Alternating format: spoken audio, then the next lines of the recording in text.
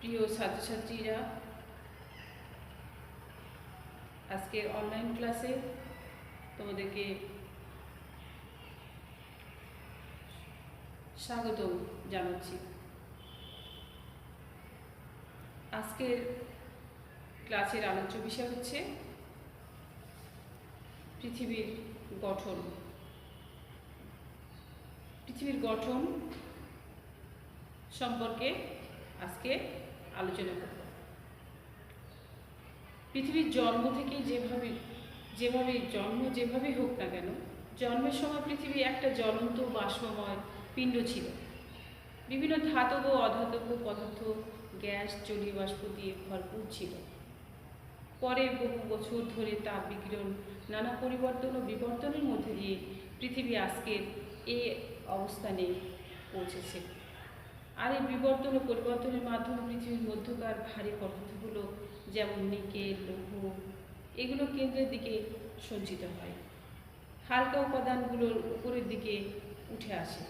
পৃথিবী যত ঠান্ডা হতে থাকে ততই পৃথিবীর উপরিভাগের কঠিন আবরণের সৃষ্টি হয়। ভূপৃষ্ঠ সর্বত্র একই রকম নয়, অর্থাৎ কোথাও সমভূমি, কোথাও মালভূমি, আবার কোথাও পাহাড়, কোথাও পর্বত।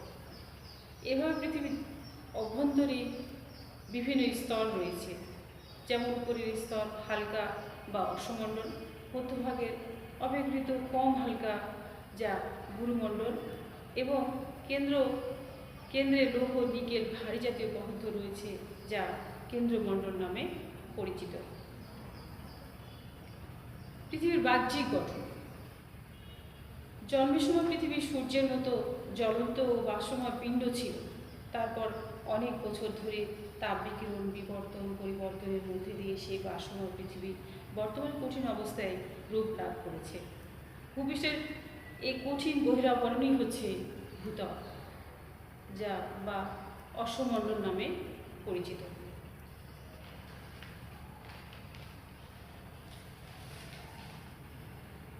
ভূত্বক কি? ভূত্বক হচ্ছে পৃথিবীর উপরের কঠিন আবরণকেই বলা হয় ভূত্বক। ইহা অশ্বমণ্ডলের উপরের একটি পাতলা স্তর। সমুদ্রপৃষ্ঠের উপরে অবস্থিত ভূত্বকের অংশকে স্থলভাগ বলে।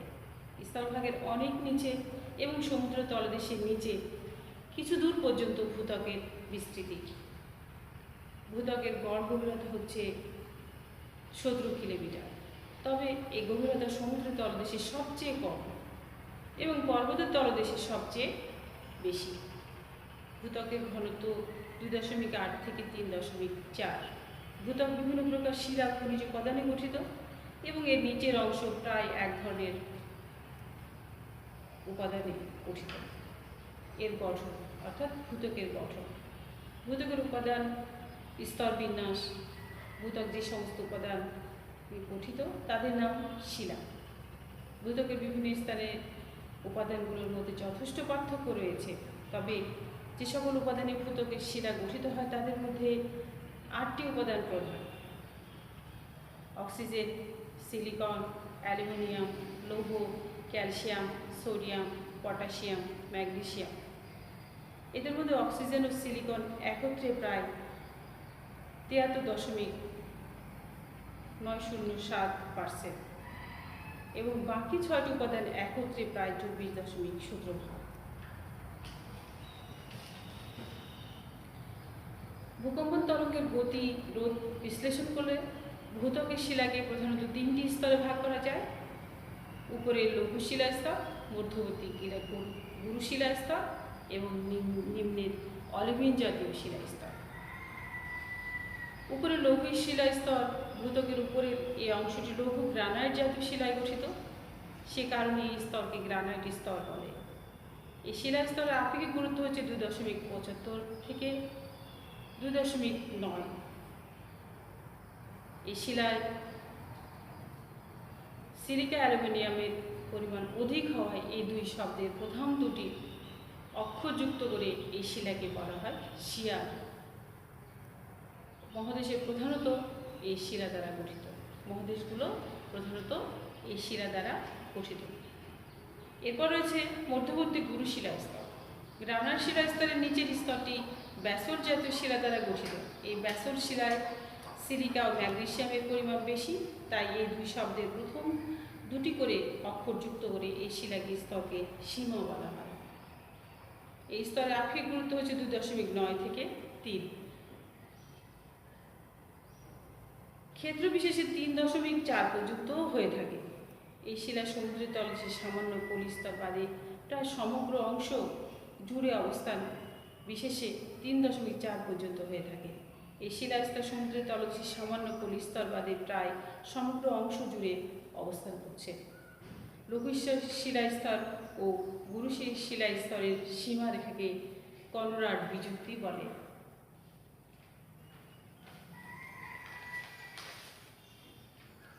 নিম্নের অলিভিন জাতীয় শিলা, ব্যাসল্ট জাতীয় শিলাস্তর বা গুরু শিলাস্তরের নিচে এই স্তরটি অবস্থিত। ইহা অক্সিজেন নামক অতি ক্ষারীয় এবং অধিক গুরু খনিজ উপাদানে গঠিত।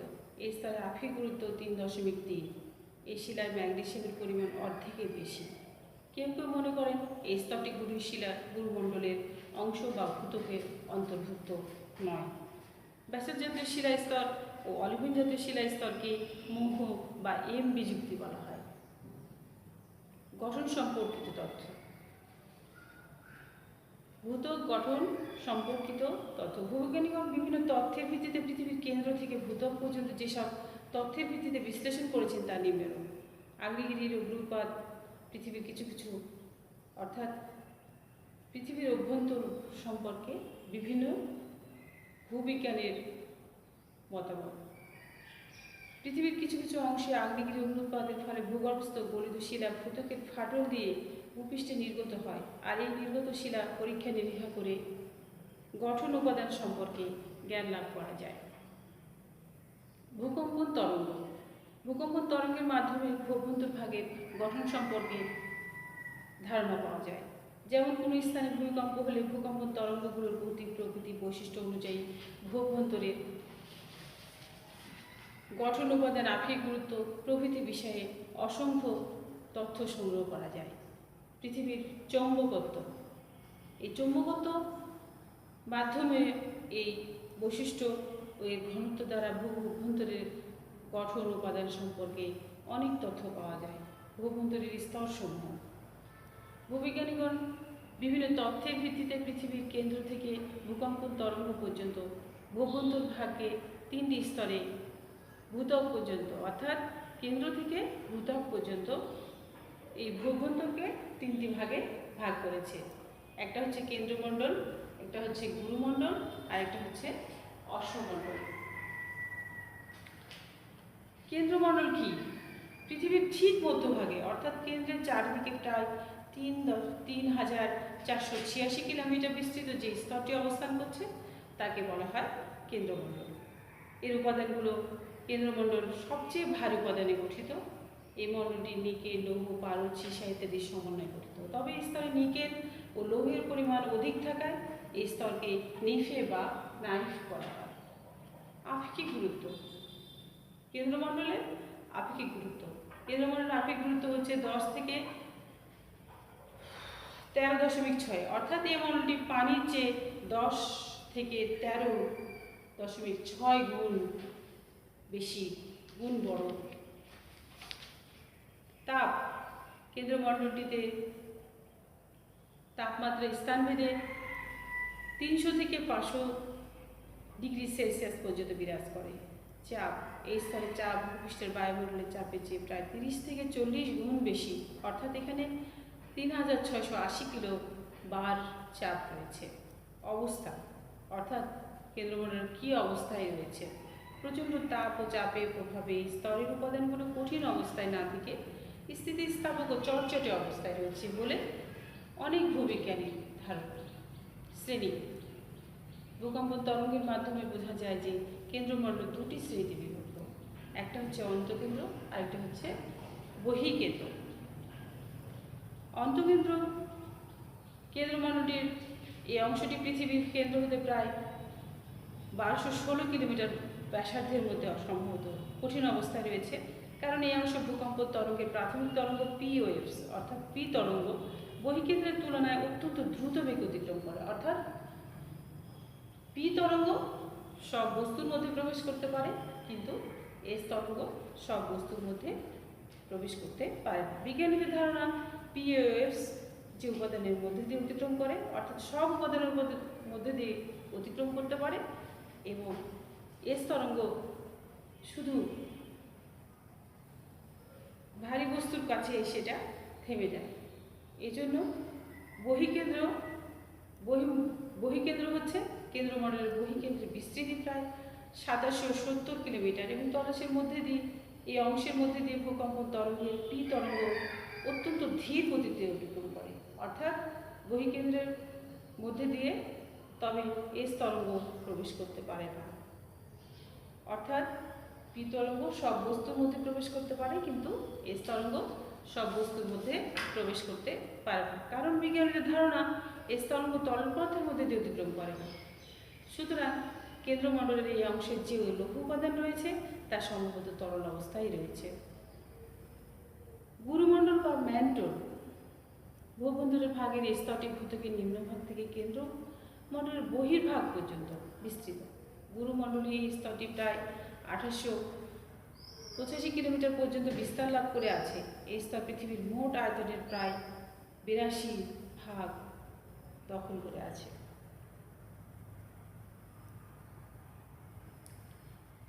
উপাদান, গুরুমণ্ডলের উপাদান। ভূবন্ধরের এই স্তরটি গুরু উপাদানে গঠিত। এই স্তরে সিলিকন, ম্যাগনেসিয়াম, লৌহ, কার্বন, বিভিন্ন অন্যান্য খনিজ উপাদানে গঠিত। তবে এদের মধ্যে সিলিকন ও ম্যাগনেসিয়ামের পরিমাণ বেশি বলে একে সীমা নামে পরিচিত। আপেক্ষিক গুরুত্ব, অর্থাৎ গুরুমণ্ডলের আপেক্ষিক গুরুত্ব হচ্ছে, গুরুমণ্ডলের আপেক্ষিক গুরুত্ব 4 থেকে 5, অর্থাৎ পানির চেয়ে 4-5 গুণ ভারী। তাপমাত্রা, গুরুমণ্ডলের 100 কিলোমিটার গভীরতার তাপমাত্রা 1100 থেকে 11,000 ডিগ্রি থেকে 12,000 ডিগ্রি সেলসিয়াস, এবং 700 কিলোমিটার গভীরতায় থেকে 1900 কিলোমিটার গভীরতায় 1900 ডিগ্রি সেলসিয়াস বলে ধারণা করা হয়। তবে এই মণ্ডলের নিম্নাংশে প্রায় 3000 ডিগ্রি সেলসিয়াস বিরাজ করে বলে মনে করা হয়। অর্থাৎ এর আপেক্ষিক গুরুত্ব হচ্ছে এত মিটার।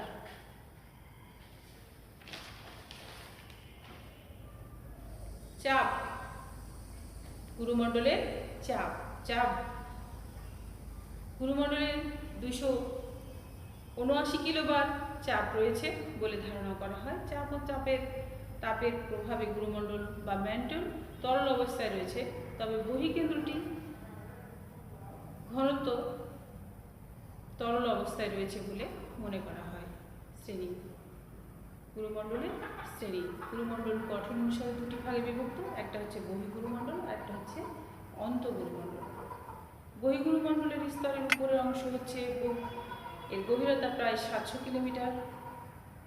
গুরুমণ্ডলের এই অংশে ক্রোমিয়াম, লৌহ, সিলিকা, ম্যাগনেসিয়াম ইত্যাদি দ্বারা গঠিত। এই জন্য গুরুমণ্ডলের এই অংশে প্রোফেসিমা নামেও পরিচিত। এই অংশ গলনাঙ্কের কাছাকাছি থাকায় আংশিক নরম অবস্থায় রয়েছে, যা নক্টীয় মণ্ডল নামে পরিচিত বা অ্যাসথেনোস্ফিয়ার। ভূবিজ্ঞানীদের ধারণা এই স্তর থেকে আগ্নেয়গিরির উৎপাত ও প্লেট সমূহের সঞ্চার ঘটে। অন্তঃগুরুমণ্ডলের নিচের দিকে বিশেষ করে 700 কিলোমিটার থেকে 2900 কিলোমিটার পর্যন্ত স্থানব্যাপী গুরুমণ্ডল অবস্থিত। গুরুমণ্ডলের ও ভূত্বকের মধ্যে একটি পাতলা স্তর, যা যুগোস্লাভিয়ার ভূকম্পবিদ মোহরভিসিক এই প্রথম আবিষ্কার করেন। তার নাম অনুসারে এই স্তরটির নাম হয় মোহবিযুক্তি।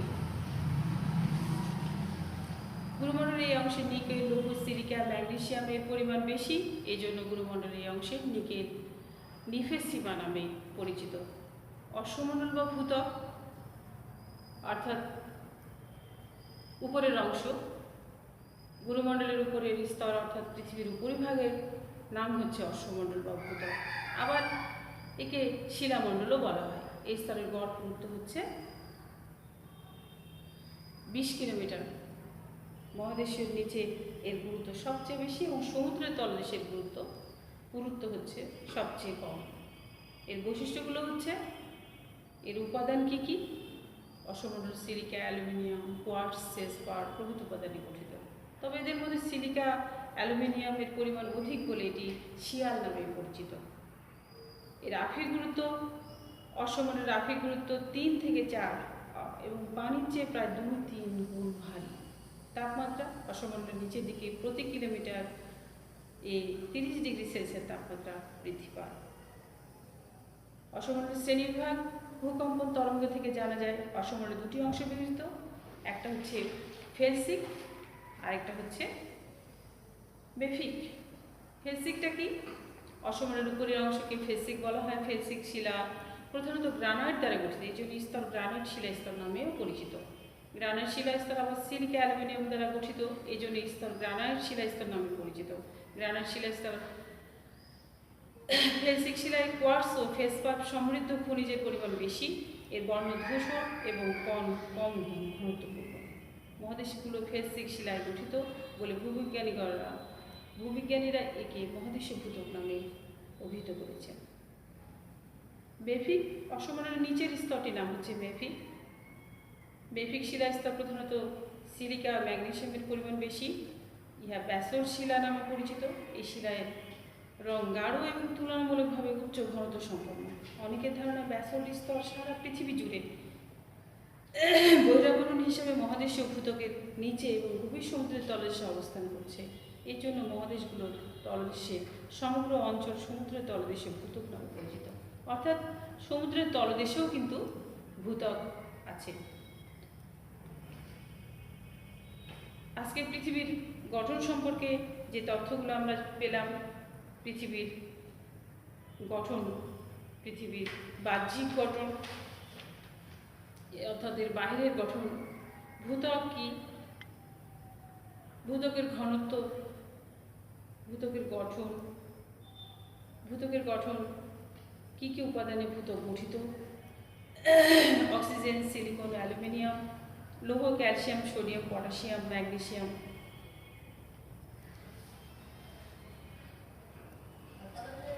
আমরা ভূকম্পন তরঙ্গের গতি প্রকৃতি বিশ্লেষণ করে এই ভূত্বকের শিলাগুলোকে প্রধানত 3টি স্তরে ভাগ করেছে। উপরে লৌহ শিলা স্তর, মধ্যবর্তী গুরু শিলা স্তর এবং নিম্নে অলিভিন জাতীয় শিলা স্তর।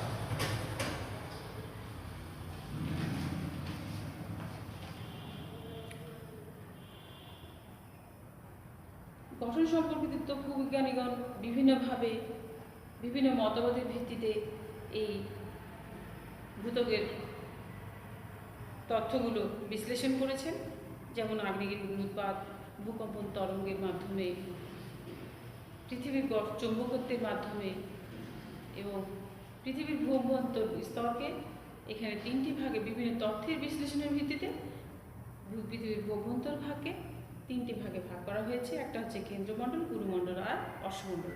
আবার আমরা বিপরীতভাবে বলতে পারি অশ্বমণ্ডল, গুরুমণ্ডল এবং কেন্দ্রমণ্ডল।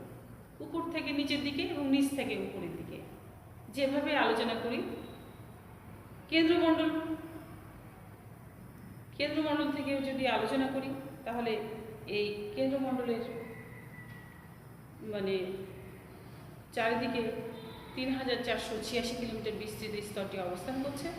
এর উপাদানগুলো হচ্ছে লৌহ, নিকেল, লৌহ, পারদ, সীসা ইত্যাদি। একে নাইফ বা নিফে নামেও পরিচিত, কারণ এখানে নিকেল ও লৌহের পরিমাণ বেশি। এর আফির গুরুত্ব হচ্ছে পানির চেয়ে 10 থেকে 13 গুণ বেশি এবং এর 10 থেকে 13 গুণ বেশি এর আফির গুরুত্ব। তাপ হচ্ছে 300 থেকে 500 ডিগ্রি সেলসিয়াস। চাপ হচ্ছে 30 থেকে 40 গুণ বেশি ভারী। অবস্থায় কি রয়েছে? এটা স্থিতিস্থাপক চটচটে অবস্থায় রয়েছে। এর শ্রেণীবিভাগ হচ্ছে কেন্দ্রমণ্ডল 2টি শ্রেণীতে বিভক্ত, একটা হচ্ছে অন্তঃকেন্দ্রমণ্ডল এবং বহিঃকেন্দ্রমণ্ডল। অন্তঃকেন্দ্রমণ্ডলের পি এবং এস তরঙ্গের প্রমাণ দ্বারা আমরা বিজ্ঞানীরা বুঝিয়েছেন যে পি তরঙ্গ সব বস্তুর মধ্যে প্রবেশ করতে পারে, কিন্তু এস তরঙ্গ সব বস্তুর মধ্যে প্রবেশ করতে পারে না। বহিঃকেন্দ্রে বিস্তৃতি প্রায় 770 কিলোমিটার, আর অন্তঃকেন্দ্রের বিস্তৃতি হচ্ছে 1216 কিলোমিটার। গুরুমণ্ডল বা ম্যান্টল, এই গুরুমণ্ডল এর স্তরটি প্রায় 1885 কিলোমিটার পর্যন্ত বিস্তৃত এবং পৃথিবীর মোট আয়তনের প্রায় 82% দখল করে আছে। এর উপাদানগুলো হচ্ছে সিলিকন ও ম্যাগনেসিয়াম, এই জন্য একটি সীমা নামে পরিচিত। এর আপেক্ষিক গুরুত্ব হচ্ছে 4 থেকে 5, তাপমাত্রা হচ্ছে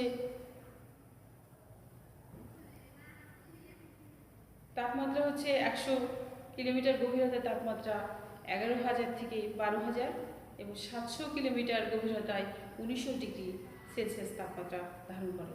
তবে এ মণ্ডলের নিম্নাংশে তাপমাত্রা 3000 ডিগ্রি সেলসিয়াসও বিরাজ করে। চাপ 279 কিলোবার চাপ রয়েছে। তাপ ও চাপের প্রভাবে গুরুমণ্ডল বা ম্যান্টেল তরল অবস্থায় রয়েছে, তবে বহিঃকেন্দ্রটি ঘন তরল অবস্থায় রয়েছে। গুরুমণ্ডলের গঠন দুটি অংশে বিভক্ত, একটা হচ্ছে বহির্গুরুমণ্ডল আর অন্তঃগুরুমণ্ডল। বহির্গুরুমণ্ডলের এর গভীরতা হচ্ছে 700 কিলোমিটার। এখানে ক্রোমিয়াম, লৌহ, সিলিকা, ম্যাগনেসিয়াম দ্বারা গঠিত। এই গুরুমণ্ডলের একে প্রোফিসীমা নামে পরিচিত। এর গলনাঙ্গের কাছাকাছি থাকায় এর আংশিক নরম অবস্থায় রয়েছে, যা লুত্রীয় মণ্ডল বা অ্যাসথেনোস্ফিয়ার নামে পরিচিত। ভূবিজ্ঞানীদের ধারণা এই স্তর থেকে আগ্নেয়গিরি অগ্নুৎপাত ও প্লেট সমূহের সঞ্চার ঘটে। গুরুমণ্ডল, অন্তঃগুরুমণ্ডল, এই গুরুমণ্ডলের নিচের দিকে বিশেষ করে 700 কিলোমিটার থেকে 1900 কিলোমিটার পর্যন্ত স্থানব্যাপী গুরুমণ্ডল অবস্থিত। এই গুরুমণ্ডলের একটি পাতলা স্তর রয়েছে, যা যুগোস্লাভিয়ার ভূকম্পনবিদ মোহরোভিচিক প্রথম এটা আবিষ্কার করেন। এই জন্য তার নাম অনুসারে এর নাম হচ্ছে মোহবিভক্তি রেখা। অসমণ্ডল বা ভূত্বক, গুরুমণ্ডলের উপরের স্তর অর্থাৎ পৃথিবীর উপরিভাগের নাম হচ্ছে অসমণ্ডল বা ভূত্বক। একে শিলামণ্ডলও বলা হয়। এই স্তরের পুরুত্ব হচ্ছে 20 কিলোমিটার এবং মহাদেশের নিচের পুরুত্ব সবচেয়ে বেশি, সমুদ্রের তলদেশের পুরুত্ব সবচেয়ে কম। এর বৈশিষ্ট্যগুলো হচ্ছে এর উপাদান সিলিকন, অ্যালুমিনিয়াম, কোয়ার্টজ, সেলসফার প্রভৃতি উপাদানে গঠিত। এদের মধ্যে সিলিকন অ্যালুমিনিয়ামের পরিমাণ অধিক বলে একে শিয়াল নামে পরিচিত। আপেক্ষিক গুরুত্ব, অসমণ্ডলের আপেক্ষিক গুরুত্ব 2 থেকে 3, অর্থাৎ পানির চেয়ে 2-3 গুণ ভারী।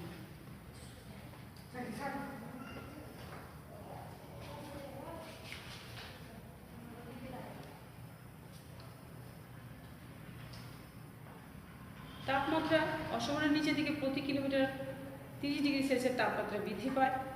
এর শ্রেণী হচ্ছে দুটি অংশে বিভক্ত, একটা হচ্ছে ফেলসিক আর একটা হচ্ছে বেফিক।